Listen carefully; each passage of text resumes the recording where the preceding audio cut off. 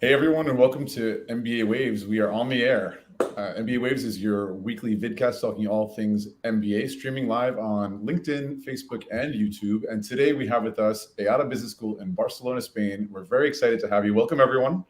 Hello. Hi. Thank Hi. you. Hello. Thank you for the invitation. You're Thank welcome. you And so before I much. introduce myself, I'm going to let Bara, my partner in crime with MBA Waves, introduce herself, and we'll get started. Yeah, hello everyone. It's so good to see our guests. It's so good to see you, Eric. I'm Bara Sapir with City Test Prep and Mindflow, and I just arrived from the National Test Prep Association conference in Atlanta. So it was our second national one. I'm on the board for that, and it was great. And I think I'm jet lagged. It's not clear yet, but Are you in Atlanta right now? No, I just got back. Yesterday.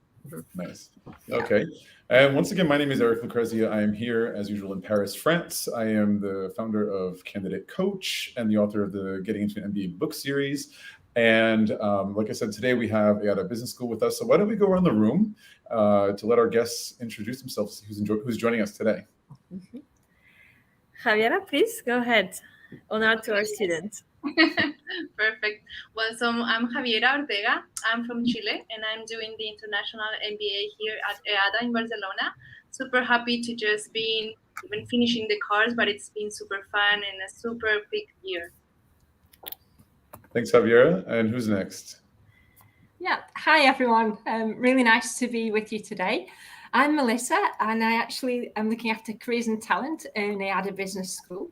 Obviously, my accent, I'm originally from the UK, and I've been with EADA now for 6 years, and extremely grateful for the opportunity to get to know so many talented students and hopefully see them getting placed in some fantastic companies as well. Nice to be here. Thank you. Thanks, Melissa. And last but not least, Laetitia. Well, I'm Laetitia. I'm happy to be here. Again, I think it's already my second or third time with you guys, and it's a pleasure. So I'm originally from France, and I'm working for about 10 years already in the EADA Business School in the Department of Admissions. So Melissa was saying about talent. Our role is recruiting talent for the MBA, such as Javiera, actually, that is here with us today. So my pleasure to be here. Thanks, Laetitia. All right, let's jump right into the questions. Cool. Well, I have a question for Javiera. I feel like I'm a professional student, and so I've been to like 3 or 4 different grad schools that I've attended. And I want to know from your perspective as a student, what can you tell us about the program? And we'll hear from professional staff afterwards, but I feel like whoever's listening, they're putting themselves in your shoes. So if you could tell them, what are the standout unique features of this particular MBA program, and how was it a transformative experience for you? Okay, yeah, for sure. I mean, that's not an easy question, though. But I mean, if I need to highlight something, I need to tell a story first. So I didn't want to do an MBA, really. That was never my goal, to be honest. Mainly because I tend to think that MBAs were super traditional. So they just teach you how to do business in a traditional way. And that was not something really appealing for me. But then I learned about the EADA, and what it actually caught my attention and why I applied to it was because of the business with purpose approach. And that could be a marketing, campaign. But it's actually not, because you can see there that when you see the programs and the different topics, and then you actually are doing the program, you can see that the professors, they really resonate with that. They are doing things differently. They are teaching you how to think differently, how to put the ethics, the purpose on top of even the profits or the return of equity, because that's something that you should consider too. So for me, that's something that it's been the main thing for me. It's been something that I wanted to keep doing. I've been surrounded to sustainability for my whole career. And now I think that it kind of makes sense what EADA is doing, because they are not only teaching you the basics concepts that of course need to be there, but also on top of that, they're adding different topics and learning processes, the co experience. It's been amazing because you can there learn how to be a leader, but not only leader for others, but also how to lead yourself into the process, how to know yourself, and how can you even improve yourself. For me, that's been transformational in like different aspects that I cannot even tell with words how important it's been for my career. Yeah, absolutely. Yeah, it sounds like they're strengthening you, and you're learning about yourself and the inside. It's an inside job, right? Like you're not only learning about the outside job, Exactly. you're doing the inside job too. That's wonderful. That's great. Did any of the professional staff want to piggyback onto that, or? No, I always think that that's wonderful, and I think Javiera has described it very well. At the end of the day, there's different pillars, right, that define EADA Business School or the program that we have, and especially the MBA. It's a flagship program, so it has those pillars within. So that would be leadership, as Javi was saying, empowerment, leadership, sustainability, innovation. These are the three pillars of the strategic pillar of the school and of this program. And I think Javi was describing very well how this is the base of this transformation journey, right, that you were explaining. So first of all, it's about knowing yourself, and then about leading others, and etc., etc. So very good. Sure. And I would say it goes actually beyond the classroom, because obviously, beyond the MBA, this translates into professional career paths. So fortunately now a lot of organizations are becoming more aligned with sustainability and a lot of innovative projects going on. So it ties in nicely. It's not just a during, it's also a post as well. Absolutely. And before I ask the next question, I just want to remind anyone who's listening live, either on Instagram, LinkedIn, Facebook, or YouTube, that you can ask any questions. We'll be happy to answer them. The EADA team will be happy to answer them for you. So, all right, those of us in the MBA world often talk about finding the right fit, and there are tons of fantastic MBA programs out there, but each of them has their own unique flavor of delivering the nuts and bolts of an MBA. A lot of it comes down to culture. So can one of you or a few of you tell us about the culture at EADA, please? Mm-hmm. I think, Javi, you can go ahead and tell us from your perspective. Absolutely. So first, for me, this is a personal understanding. Culture is more than languages. So this actually happened here because we are a diverse group of people, but not only because we are from different countries and we speak different languages, but also because we have a diversity when it comes to backgrounds. Like here we have people that it's been in law school their whole time, different law, even corporate backgrounds. Then we have people like me, engineers, that we are working with innovation, for instance, but also people from PR, different people from design. So it's pretty diverse. And you can see that that's actually a reflection of what Barcelona is too, because Barcelona is a multicultural city, right? That's why it makes it so also happen. People want to come here. People want to live in Barcelona and to live the experience. And EADA is actually a reflection on that too. We just have different backgrounds, different nationalities. We think differently, and that's actually super good, because then when you're doing some work, you can discuss from different perspective, and you kind of can understand even why the other people is thinking like that, because maybe the culture and the background. And that for me is super useful, because I think that when it comes to jobs, the real life is actually like that. You're going to work with different people with different backgrounds, and you need to know how to adapt and how to even to have some sort of relationship with them. So for me, culture is everything, and here you can find a lot of culture. That's super interesting. I'm curious, I don't want to completely put you on the spot, but I'm wondering if you could give us an example of something that you were surprised about in terms of the cultural differences that, it could be a positive experience, it could be a challenging experience, but I'd be curious to hear about that. Well, for instance, there have been many, for real, but one thing is that people tend to put Latinos, Latin American people, Latinos, in the same package, and we are super different. People don't know that, but we are super different. And here you can tell, because not only we speak Spanish, but it's not the same Spanish, so you need to adapt. And when it comes to do like some sort of like jobs or some roles, then you can see even that there are people that are more formal because maybe the culture, and there are more people that are more easygoing and flowing because of culture too. So for me, it was kind of funny because at some point we were doing something, we were actually doing it in Spanish, like from Colombia, from Peru, from Bolivia, and from Chile, from me.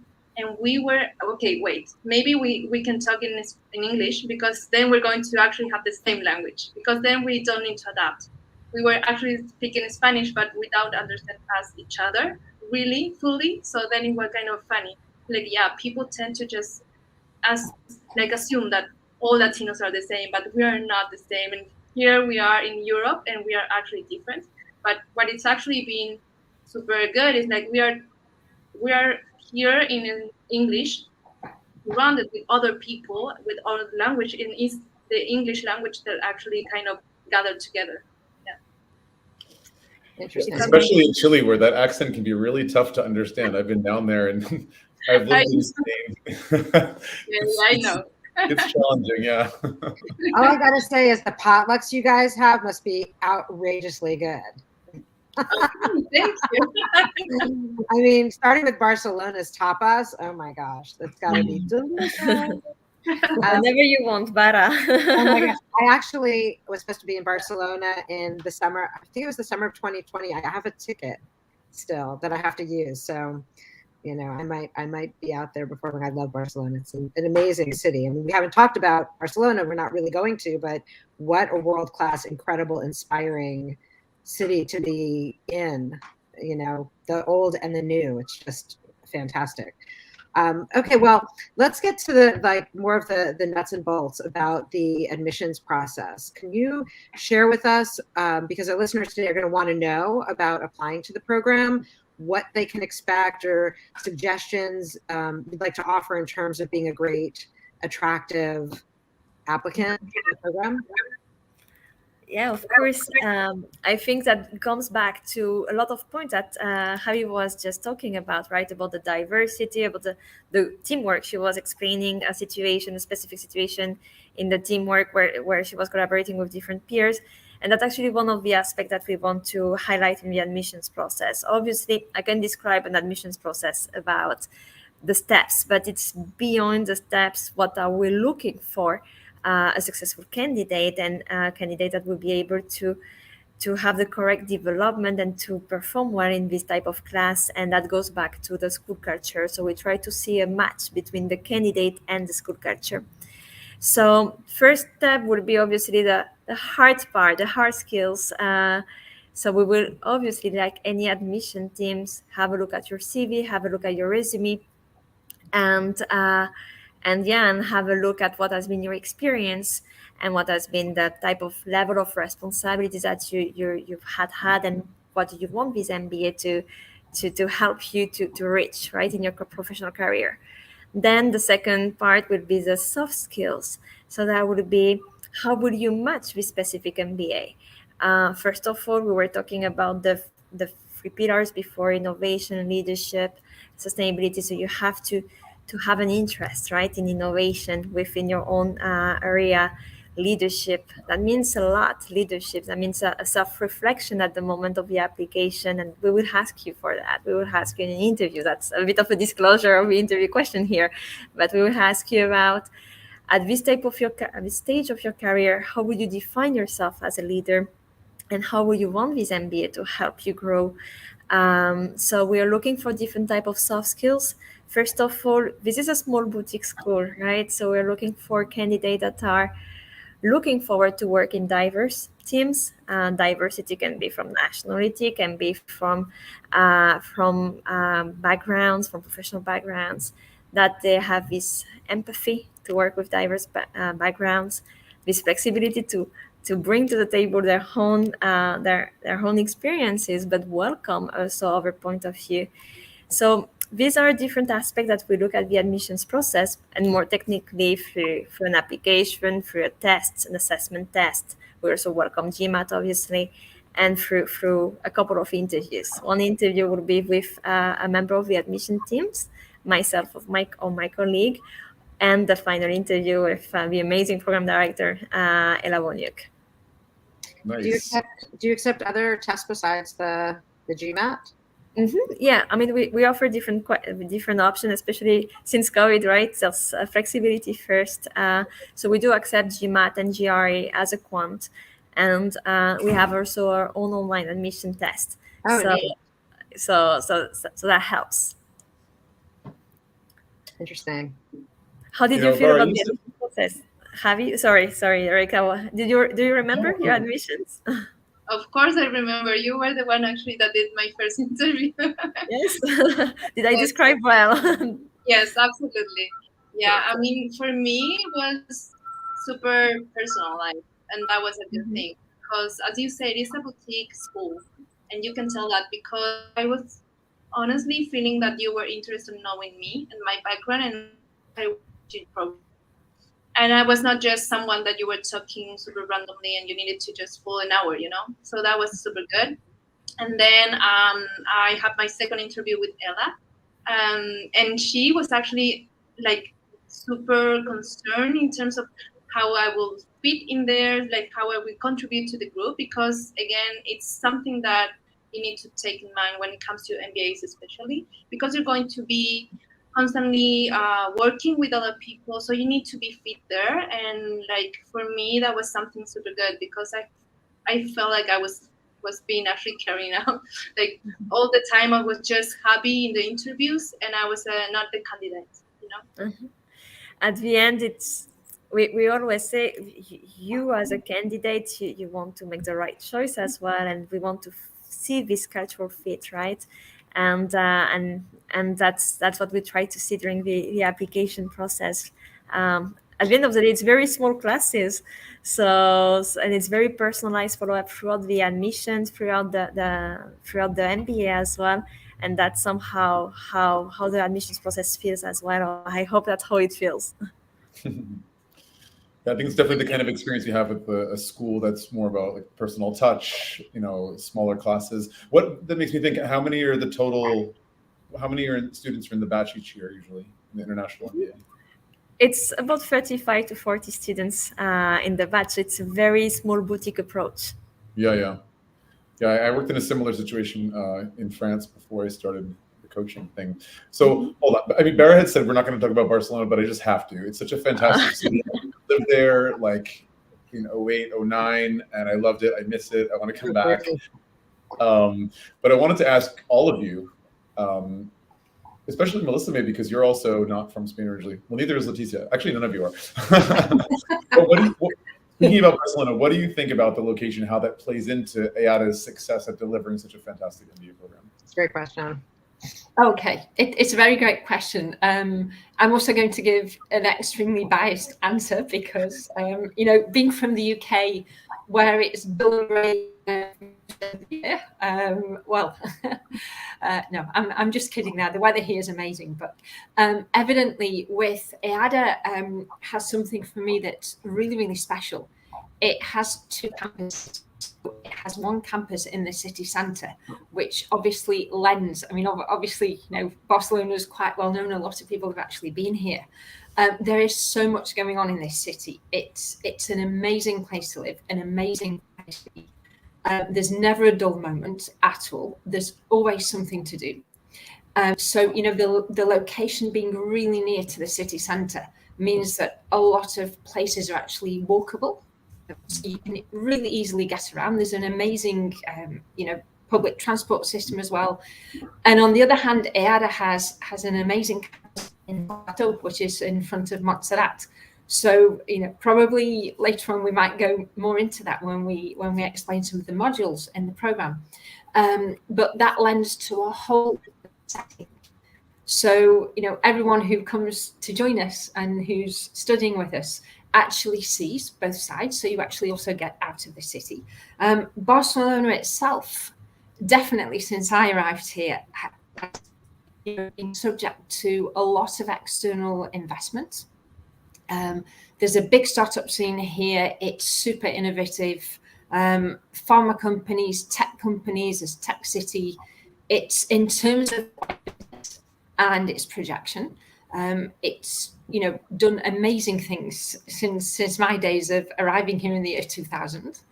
And also, obviously, it's a location because it's so attractive. Training here, airports close by, logistically, it's a really, really easy place to navigate. It's also very interesting for tons of different conferences and congresses going on, which is really interesting. There's the, all of our students can actually benefit from taking part in some of those. So, yeah, I think rather than, in what sense is it a great, in what sense isn't it? It's really hard to find something that's not here. The challenge is there's too many things to do, and how do you stay focused on your MBA studies when you have so many fantastic things happening? Yeah, and career path studies as well, actually. Mm-hmm. Career prep, that's another one. It's all kind of fitting in these blocks of time of how to get the most out of the super intense experience. But obviously, Javi here is far better equipped than me to actually explain that. So, yeah. But in a nutshell, Barcelona is amazing. Yeah, great location. It is amazing. So are interested applicants welcome to visit campus? And is there a formal process with them coming? Is there certain times of the year that you have programs for them to come visit, or can they come when they want? How does that work? For candidates, I mean, we're obviously welcoming candidates on campus, but we understand at the end of the day that we have about 55 nationalities on campus, right? It's a huge international class, so not everybody has a capacity to come and travel. So our purpose here is to help candidates that cannot make it to visit on campus to have the correct look and feel and feel what would be the experience. So for that, we have different type of format that can match any needs, right? We have from the obviously virtual open days that we have someone from careers, someone from admission, the program director, and alumni joining. So this is organized usually bi-monthly. Then we have the possibility to we always open to one-to-one video calls. We are here on WhatsApp. We can do a video tour if you want as well through our video calls. There's a lot of different possibilities for those who can travel, which is a big majority of the students. Mm-hmm. That sounds great. And do they get to meet other students? Is there anything where they can talk to people like Of course. Javiera? Great. Of course, it's a must, right? What we ask is obviously the candidate to be already advanced in the application process, just for the sake of mind of our current students, because if not, there will be too many people to be in touch with. And of course, I mean, we know that our candidates are connecting through LinkedIn, and that's wonderful. That technology helps, right? This kind of connection. But from an admissions point of view, once we have already done at least the first screening and the first interview, and we know that you're a good candidate, then and a good match and the right match, then of course we love to do the connection, right, with a current student. That's beautiful, because there's a lot that you can. I mean, it's very hard to understand before you do an MBA. It's a huge adventure, right? An MBA, it's a huge investment of time, of money. There's a lot of expectation behind an MBA, so we really want to make sure that you find the right match. And if EADA Business School, that you understand that what is EADA Business School all about. So in that case, we will share everything that we can for you to understand if this is the right match for you. And that goes through admission, that goes through talking with a current student, through connecting with alumni, and so on. Open days. So yes, there's different type of format that we offer, and different type of way of communication as well. Some people prefer long emails, others prefer everything done in a video call, others just prefer WhatsApp. We're here in all means, even in live in LinkedIn, right now. I mean, if you think about what it was like 5 years ago, it was probably radically different, right? I mean, technologies are changing so quickly. In a year or two, there might be, we might teleport, right? Technology is wonderful for that. Soon enough, we have holograms, visits. Right? Technology is beautiful, and that helps a lot for sure. Shrinking the distances, right? Yeah. I'm sure Zuckerberg will be launching the Metaverse MBA program. I mean, Yeah. from a coach's perspective, like, of course, an MBA is very much about training, it's about education, it's about learning hard and soft skills, but it's so much about the people, right? And in the whole research process, it's so important to connect with current students and alumni, any available professional staff like Melissa from Careers or Laetitia, you're like the front lines, right, in the recruitment and admissions, just to have a real 360 view about the school, about the program, the culture, and to make sure that it really is the right fit. And me doing my little bit of research, I mean, there seems to be a lot of diversity and a really strong international mindset at EADA. Like, for example, I understand, I think the international MBA has like 96% non-Spanish students. Everyone's bilingual. That's amazing. Especially when you compare to a lot of programs in North America, it's usually not the case, right? And so the other thing is that I've seen that you're about 1-to-1 with gender diversity. That's fantastic. So how did EADA achieve such diversity, and how has it impacted the student experience? I mean, in terms of diversity, it's true. This is something that we really love, and that's part of the core of EADA Business School. There's diversity in all of the programs, right? And for us, the network is not only, it's about balancing, right? The networking within the class. I was speaking before about small classroom, and then the network in the community, right? And this diversity in the community that an MBA students is part of when entering the school is very important as well. So how do we reach that? I have to say it's been for a long time that we're very international. So we have a very strong community of alumni, and the majority of our applicants are coming for recommendation of alumni that have been direct friends or family or in the workplace, right? We have alumni that are now in a director role and that are proposing the MBA or recommending this experience to their surrounding and to the people that they are working with. So that means that if you have an alumni community in a lot of different countries, then the word of mouth works a lot. And then obviously we work on a small classroom, so we are very aware of everybody's playing around in this classroom from its diversity, and we're looking for the diversity at its wholes, right? So in terms of, we're trying to have a classroom where a lot of different industries are represented, a lot of different management areas, obviously continent. So this diversity, we have it in mind when doing the admissions. And then obviously, that Eric, right? We're traveling, we're recruiting abroad, so that also helps making the voice out there. Anyone else? Maybe Javi? Absolutely, and that's actually. Oh yeah, of course, Javiera, you want to go ahead? Yes, of course. So, I mean, it might be something from the past, but when you usually tend to talk about business school, you're going to know that you're going to be just one of a few, women there, because it's most like business area, C-levels, high-level managers are most probably going to be men. So it's something that I actually was kind of worried before, not because of EADA, but before when I was taking like my other master and studying international business, and it was not the case. And then when I start actually looking forward to start the MBA, I was not worried. But then when I came and I saw like that we were almost like 50%, I was like, wow, this is amazing, because we are doing our jobs, like we are getting there. We're actually taking roles that are not maybe that we're not used to actually have roles of a woman there, like C-levels manager, but now it's pretty common. And I think that that's something that we should highlight, because I mean there are many women there that maybe they don't see themselves in this type of courses, but they need to know that this is something that it doesn't matter the gender, you just are going to belong there. That's, for me, that's super important.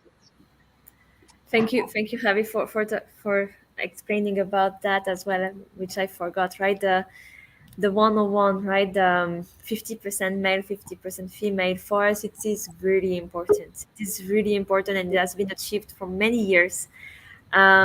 EADA Business School was founded by a woman in the 50s. So a woman leader in the 50s doing executive education in Barcelona in a male-dominated time. And it's part of the core of the school, right? About this gender balance, this equity in a lot of different aspects. We have very well-renowned teachers that are participating, right, in showing, for example, the salary gap that are still existing. So the research, right, of EADA Business School as well is oriented among many other things around that. So it's about being coherent and having a class that is well balanced, is coherent with our history, with the faculty, is coherent with a lot of values, right? And yeah, and it's great to see a lot of different female talent in the class, and male and female talent obviously in the class and beyond. That's amazing. What about faculty? Is there what's the breakdown of male to female faculty currently? I don't have the breakdown, but as well, we have, I think it's about 50% as well, right? It's very international faculty, and we have very powerful faculty teaching, and the program director is a female as well. So yes, I mean that's part of something that we look at admissions as well. That's amazing. Well, what about, we've talked a little bit before, and I feel like the underlying piece here that we're talking about, even Javiera was talking about how, that what she was doing was the inside job and the outside job, like what she's learning, the nuts and bolts of business, finding the diversity, also the female male ratio. And all of these things contribute to leadership and personal and professional growth. So obviously this is important to your business school. And how are you achieving this? I mean, I love that a woman founded your school, essentially, it sounds like, right? Or was part of the founding. And so that obviously seeds the beginning, right? Like you start with something and then you nourish it, and it sounds like it's really grown. But how are you also achieving this year after year? How are these values and being grown? Mm-hmm. You're meaning for the leadership part of the school? Yes. Yeah. I mean, yeah. Okay. Yeah. As values and targets for the students, like how are you actually nourishing this growth? Well, as value target of the student, I think we it's very clear the message and the business with purpose that we have, and the type of student that naturally comes attracted to the school. I think they feel identified with it. It's very strongly explained because we have actually 2 campuses, and it's quite unique, I would say, for a business school to have a campus fully dedicated to coaching and to leadership training. That means that in terms of hours of dedication, in terms of faculty, coaches dedicated to self-development, to leadership development, in terms of facilities, it's really very of its own, and that's a big trademark of EADA. So when you are in an MBA research, and when you go beyond the first, the first information, and then you see that when you're shrinking down your option, if you feel attracted by this leadership development, by this business with purpose, right, the sustainability, the innovation part, then you naturally come attracted by the school.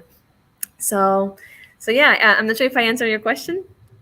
Yeah, I think so. I mean, I guess the follow-up would be that you're talking about an innovative mindset, and you have this coaching portion as well, which I assume also deals with mindset. And I deal with students with mindset when they go in to take standardized tests. So I'm so curious about how do you do that? Like, tell me more about how you're helping with the innovative mindset and helping to sow this with your students. I mean, you've got the city around you too, right? And you've got like everything that Melissa was saying about the whole city is so innovative and new and fresh and inspiring. Now, of course, I mean, Barcelona is an top 10 innovative city in the world, I believe. I mean, it's the innovation place to be. It's a startup hub. I'm happy to answer, but I would like to hear Javi on it, because you freshly went through the MBA and through all the innovation component of it, and then I'm happy to add, obviously, about the structure, right, of the program. Yes, of course, but actually I wanted to link with the thing that you were saying before that, even the Colbato experience, because I think that everything is linked also with innovation. So for me, the approach to have the campus that it's in the city, right, where we are actually being taught in like different topics, but then also to be able to go to this other campus, which is basically put your head, mindset, and body in a different location. That makes you even having be open to different things. And from a leadership perspective and journey, like Colbato experience, it's an amazing immersive experience. They have different modules that actually help you to understand how you think, even to challenge you to take more risk, which is important when it comes to innovation. You need to be able to take risk in order to do innovative things and to think differently, to challenge yourself. And for instance, in my experience in Colbato, I'm afraid of heights, and they have a lot of different activities there, which involves, of course, a lot of heights, but also teamwork. And I was not at the beginning when I saw everything and we were explained, I was like, no way, I'm not going to do all those activities. And then I did it. I did it because I was in a different mindset. I was pushing the boundaries and I was doing it in a collaborative way with my team, which is basically what you need to do with innovation, right? So you start from just putting your head in a different way, which is divergency, right? And the program do that. Like we start the first trimester with innovation, different tools of innovation methodologies like disruptive innovation, um, others like different way of accelerating design thinking.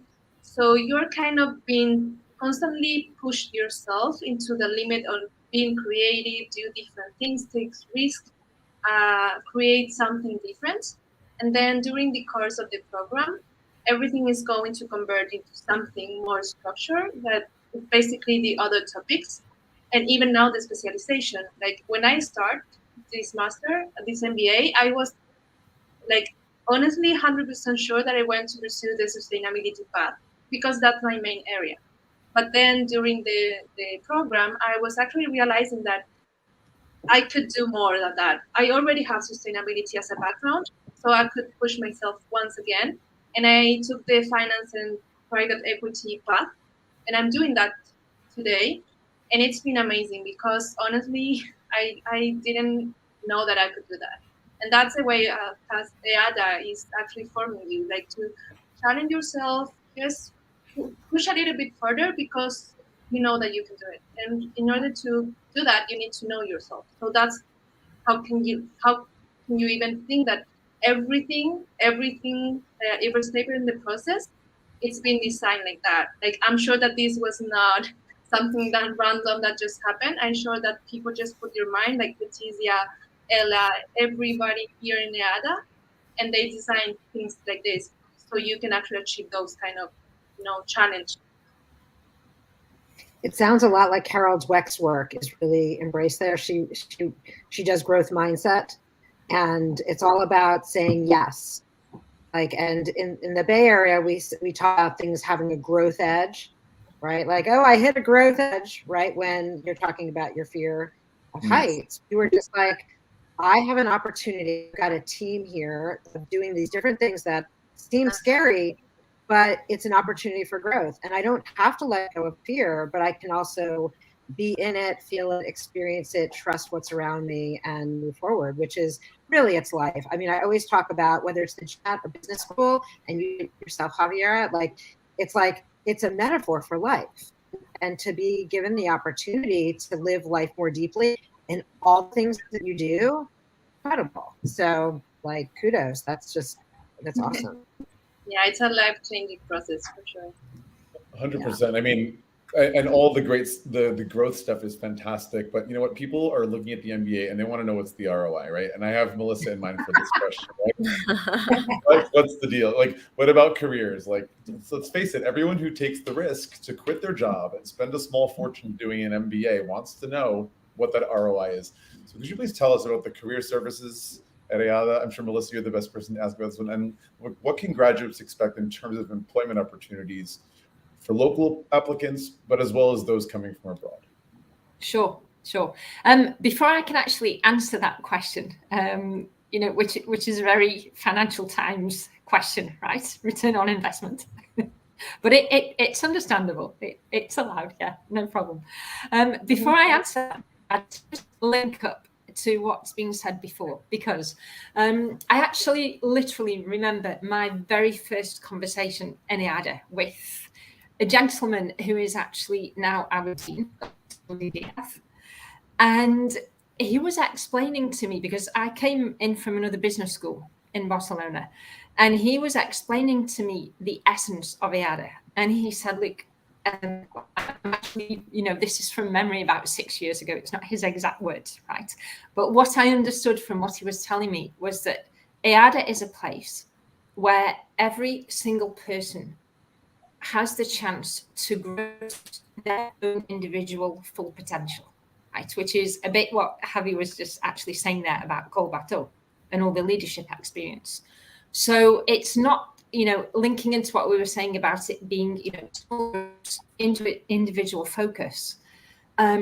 That's the approach we take in careers. Like, the whole thing is linked, basically. We don't work as a separate block, removed from all of that. Good. At all. So what does this mean? We know that Col Bateau is an incredible place for leadership training. I've been up there. We're in faculty. We know what they're actually teaching.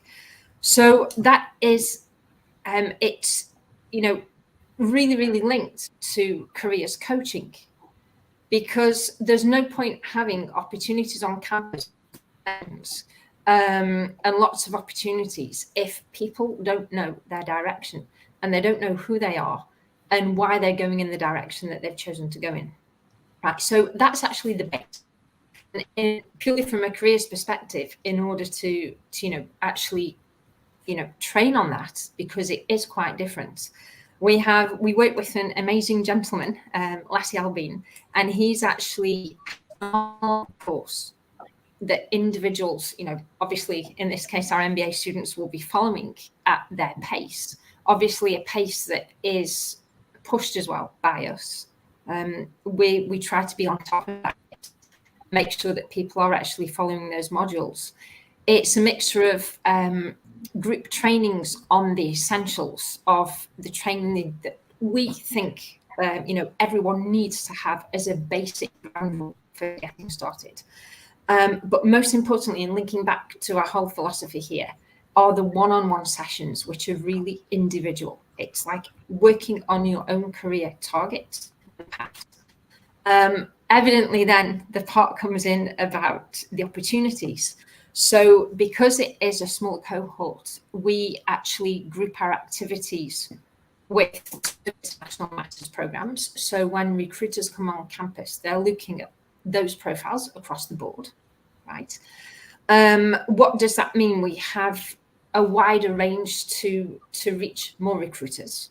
So the typical on-campus career fairs, which are networking, some interviews as well going on campus on those days.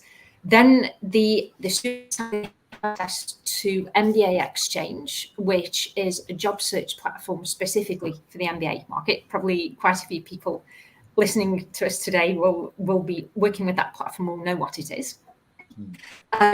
We send tailored offers actually to the class as well. And we also set up an initiative in lockdown, which is called a company referral round, where we share a list of all the companies we actually are working with and have close contacts. It's a very long list, and we invite our classes to actually apply, let us know about that, and we back them with recruiters. So this is another way of direct opportunities, but again, unless that base groundwork has been done, we've probably taken advantage of. Okay, another thing that actually students also can do, and in fact, a few of our MBAs are already doing this, as Javi will know, are shorter internships during the program to actually work on those company contacts already, and for companies to get to know talent, really. Going back to what we were talking about just now about diversity, we have some local initiatives with big multinationals who are looking to recruit, for example, women in tech. Okay, that's a pretty good one, strong one over here in Barcelona with all the investment in the tech scene over here. But just to give you an example as well, our students who want to go into consulting also have the opportunity to with management consulting firms who specifically come to recruit MBAs as opposed to any other profile. And then in former years, our alumni, we had a gentleman who had a sports background. It might be exactly the typical profile for an MBA. So our team were able to work one-on-one with him and actually find him a role. He wanted to transition into like leadership, but within the same sector. And that was able to happen, probably again because of this individual approach that career advisors really get to know our students. Yeah. Javier here more than anybody going into Spanish there, will be able to play testament to that it really, the work comes from our students first. They know what they want, target the companies, and we support them with all of that. As a statistic here, because figures are always year on year, we have over 90% of our MBA class getting an employment opportunity within 3 months of graduation. Right. In COVID, we were very concerned about that, about the impact, and it went down by about 2%. So yeah, it's just to illustrate that this is year on year. That's the actual percentage place, after 3 months. Do most of your students in the MBA usually want to stay in Spain, or they want to return home, or is there a third country, elsewhere they have in mind usually? What's the typical? Maybe there's no answer to that, but yeah, well, it's a very good question, and again, it really depends on the individuals. Of course, Barcelona is a super attractive city, sure. And quite a few of our students do stay on. Some of them, go off to other countries. If people coming in have like dual nationality, they take advantage of the other nationality. They may end up in Germany. And evidently we have connections in those countries too. So we'll work with them with companies there who we have connections with. Yeah. For those who want to stay, yes, there are opportunities, of course. Often it can be a deciding factor because Barcelona has amazing things to offer. But for instance, if someone was going into management consulting in Germany, they may consider the salary over the location. So there are other factors coming into play there that people make these choices and move around. Sure. I mean, relocation is one of the top 3 or 4 reasons for people doing an MBA, right? Changing location along with sector or industry and position, function. Language skills are very important and visas are very important. Those are the 2 of the biggest hurdles, as we all know, but it helps to come from a school like EADA, who has a global reach with alumni all over the place and leveraging those connections to help people get jobs in those other places. So. Sure. And actually, as I mentioned way at the beginning, I've been in Barcelona for a long time. I have to confess, when I turned up here, I went for an interview, which was nothing to do with English, being an English teacher. The question I was asked is, "Oh, so are you an English teacher?" I was like, "No." I was. Things have advanced, fortunately, a lot since those times. And what we're finding is with a lot of companies, they're very willing to take talent from different regions. It's really a matter as well of them over time. They've become educated in this. I think it's like all countries in the world, really. They see the importance of getting really good talent that's not necessarily just from Spain. So yeah, absolutely. Thank you for answering that. It was a complex question. We're about 50 minutes in almost, so we're gonna wrap it up soon. Bara, want to take the next question, and we'll have one more and wrap it up. I think you're on mute, Bara. Now you're good. move on my part. So Melissa, you touched upon the alumni network that you have. We sort of talked a little bit about that. And I'm curious about it. You know, I've often heard that a program is as good as its alumni. And, you know, Eric just mentioned that your alumni, they're all over the world right now. But can you give us like a little sense, any of you, what your alumni are doing and what kind of services exist for them at EADA? Yeah, sure. Maybe I can jump in on that one, and then maybe Letty or Javi would like to take over. Essentially, and I'm pretty aware of the time here. So to put it in really, the alumni are very active with EADA. Again, probably because of the close-knit experience they have when they actually are doing the programs, and relationships with faculty, with staff, with each other. That's the bond that really does exist, and it really does continue post-program. So essentially, there are a lot of networking activities that can take place locally, meetups in different to go online, local activities in Barcelona. What happens as well is that a lot of alumni want to come back to the school and actually give back. So in terms of their knowledge, a lot of them are speakers in class. They will connect up, do seminars, conferences. In COVID, that was in webinar form, obviously. And then in terms of I have to say, and probably this is where I can give most insight here, it's a community that's invaluable, really honestly speaking. So many alumni have helped to facilitate into companies abroad with the careers team. Evidently at that point we actually have to get in there and speak to the HR teams and talent acquisition and so forth. But those initial connections are really genuinely made from the heart in order to help people, students of ours who are actually currently in class. And not only in terms of opportunities, but also in terms of kind of mentoring people through an interview process, letting them know what a company culture is like, letting them know what kind of interviews are, what they expect.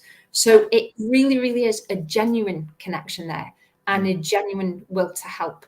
I think, if anything, it's actually, the difficulty here isn't with those connections. The difficulty is how do we reach everyone who wants to help, with the teams. So in terms of the alumni community, I'd say it's very active, solid, gives a lot back to the school. And yeah, that obviously keeps us there going from strength to strength. Maybe in terms of, quickly, the services you were mentioning, recently we had a group of alumni coming back to EADA in person. So after things being online for a while, our first advanced leadership program, which was for alumni coming back maybe 5 years on, more focused on refreshing their leadership skills. Because as we say, we innovate, things move on in cold battle, so we need to refresh as well. Yes. And that was a fantastic experience. Led by yeah. All right, I just want to ask one more question to Laetitia now that she's back. I think a couple of us have been having some Wi-Fi issues, but Laetitia, can you hear me? Yeah, I can hear you perfectly. Sorry, I ran out of battery. Okay. Plug it back in. No worries. So last question for the group, and starting with you. What's in store for EADA in the future? Any new projects, initiatives? What's exciting coming up to look out for? Well, there's always a lot of exciting things happening. For example, last year we launched a fintech program. This year we're launching a global BBA program with our partner in Schema in France. 3 years ago, it was a lead tech global executive MBA with École des Ponts in Paris, École Business School. So there's always new programs, especially in the field, right? Always in innovation and technologies, which is part of the core, right, of the business school. Any other news without disclosing, right? A lot of different projects, but any other news? Well, this week we were again in the positive impact rating. We spoke, and I'm sure a lot of people know a lot about rankings. But positive impact rating is actually by the World Economic Forum in Davos, and the first one was in 2020, February 2020, very tricky date, and it was about recognizing the schools that have that were for the world, so business schools that had a positive impact for the world and not in the world. So recognizing this positive footprint, and back then there were only 9 schools, that had this level of transformative schools. And we were very proud to be part of those. Thankfully, right now it's growing and growing, and there are more schools that are recognized, and obviously we're still here as pioneers. So it was back again this week. What else can I say? Very exciting project, Barcelona plus B.